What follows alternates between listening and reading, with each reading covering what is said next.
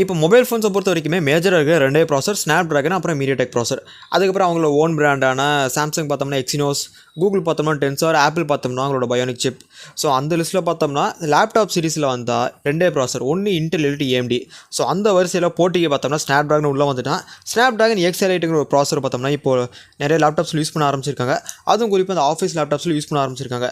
Like எக்ஸாம்பிளுக்கு பார்த்தோம்னா Lenovo yoga slim 7X, அப்புறம் மைக்ரோசாஃப்ட்டோட சர்ஃபேஸ் ப்ரோ சர்ஃபேஸ் லேப்ஸில் யூஸ் பண்ணியிருக்காங்க. அண்ட் சாம்சங்கோட கேலக்ஸி புக் எட்ஜ்லையுமே யூஸ் பண்ணியிருக்காங்க.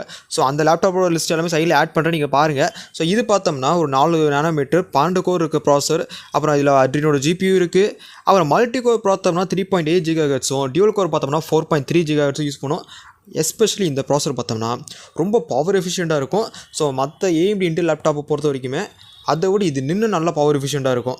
ஸோ இந்த லேப்டாப் இருக்க ப்ராசர் நீங்கள் வாங்குவீங்களா? யாரெல்லாம் ஸ்னாப்ட்ராகன் ப்ராசர் இருக்கிற லேப்டாப் வாங்க போகிறீங்க அவங்களாம் அப்படியே கமெண்ட்ஸ் லீவ் பண்ணுங்கள். நான் தெரிஞ்சு